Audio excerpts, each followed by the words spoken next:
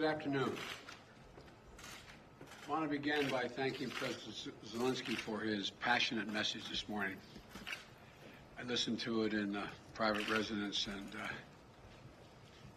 he was convincing and significant speech.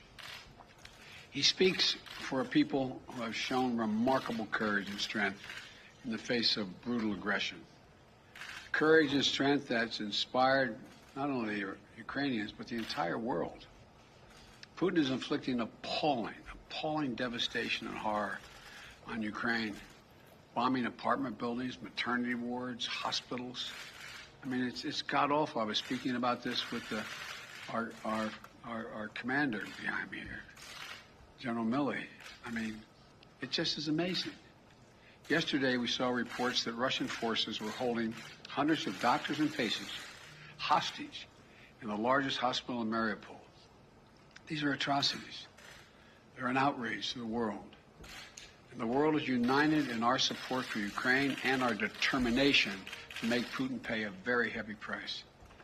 America is leading this effort, together with our allies and partners, providing enormous levels of security and humanitarian assistance that we're adding to today, and we're going to continue to do more in the days and weeks ahead.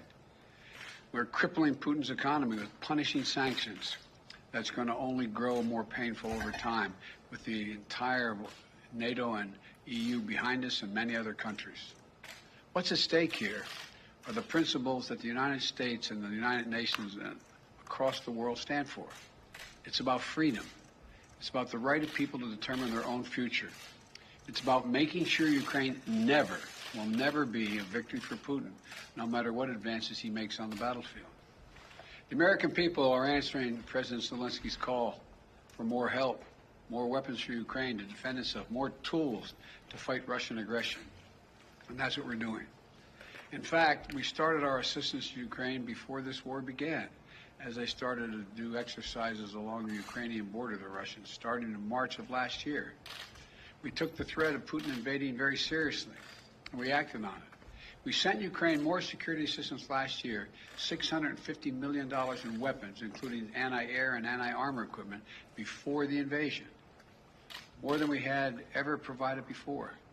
So when the invasion began, they already had in their hands the kinds of weapons they needed to counter Russian advances. And once the war started, we immediately rushed $350 million in additional aid to further address their needs. Hundreds of anti-air systems, thousands of anti-tank weapons, transport helicopters, armed patrol boats, and other high-mobility vehicles, radar systems that help track incoming artillery and unmanned drones, secure communications equipment and tactical gear, satellite imagery and analysis capacity. And it's clearly helped Ukraine inflict dramatic losses on Russian forces. On Saturday, my administration authorized another $200 million to keep a steady flow of weapons and ammunition moving to Ukraine. Now I'm once again using my presidential authority to activate an additional security assistance to continue to help Ukraine fend off Russia's assault, an additional $800 million in assistance. That brings the total of new U.S. security assistance to Ukraine to $1 billion just this week. These are direct transfers of equipment from our Department of Defense to the Ukrainian military to help them as they fight against this invasion. And I thank the Congress for appropriating these funds. This new package on its own is going to provide unprecedented assistance to Ukraine. It includes 800 anti-aircraft systems to make sure the Ukrainian military can continue to stop the planes and helicopters that have been attacking their people and to defend their Ukrainian airspace. And at the request of President Zelensky, we have identified and are helping Ukraine acquire additional longer-range anti-aircraft systems and the munitions for those systems. Our new assistance package also includes 9,000 anti-armor systems. These are portable, high accuracy shoulder-mounted missiles that the Ukrainian forces have been using with great effect to destroy invading tanks and armored vehicles. It'll include 7,000 small arms, machine guns, shotguns, grenade launchers to equip the Ukrainians, including the brave women and men who are defending their cities as civilians, and they're on the countryside as well. and as well as the ammunition, artillery, and mortar rounds to go with small arms, 20 million rounds in total. 20 million rounds. This will include drones, which demonstrates our commitment to sending our most cutting-edge systems to Ukraine for its defense. And we're not doing this alone. Our allies and partners have stepped up to provide significant shipments of security assistance and will continue to help facilitate these deliveries as well. The United States and our allies and partners are fully committed to surging weapons of assistance to the Ukrainians. And more will be coming as we source additional stocks of equipment that we're ready to transfer. Now I want to be honest with you. This could be a long and difficult battle, but the American people will be steadfast in our support of the people of Ukraine in the face of Putin's immoral, unethical attacks on civilian populations. We are united in our abhorrence of Putin's depraved onslaught, and we're going to continue to have their backs as they fight for their freedom, their democracy, their very survival. And we're going to give Ukraine the arms to fight and defend themselves through all the difficult days ahead. We're going to continue to mobilize humanitarian relief to support people within Ukraine and those who have been forced to flee Ukraine. In just the past few weeks, we provided $300 million of humanitarian assistance to the people in Ukraine and in neighboring countries. Tens of thousands of tons of food, water, medicine, and other basic supplies to support the people in need. Our experts on the ground in Poland and Moldova and other neighboring countries are there to make real-time assessments of the rapidly evolving crisis to get urgently needed humanitarian supplies to the people in need when they need it. And we will support Ukraine's economy with direct financial assistance as well.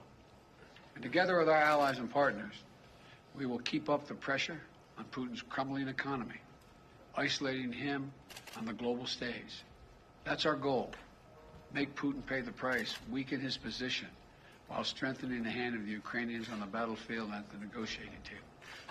Together with our allies and partners, we're going to stay the course. And we'll do everything we can to push for and end this tragic, unnecessary war. This is a struggle that pits the appetites of an autocrat against humankind's desire to be free. And let there be no doubt, no uncertainty, no question. America stands with the forces of freedom. We always have and we always will. I thank you all and God bless you, and I'm going to walk over and sign this bill to allow the drawdown of those materials. And may God protect their young Ukrainians who are out there defending their country.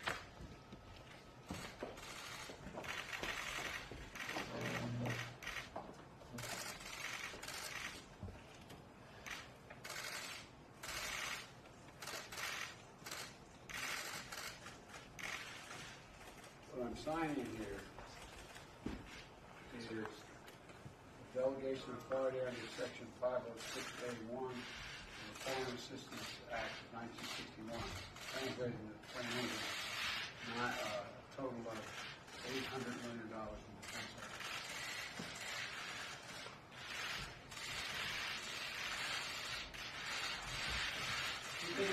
Mr. President, what will it take for you to send the Polish MiGs that President Zelensky is asking for? I'm not going to comment on that right now. I'm not going to comment on anything other than what I've told you. Thank you. Well, Mr.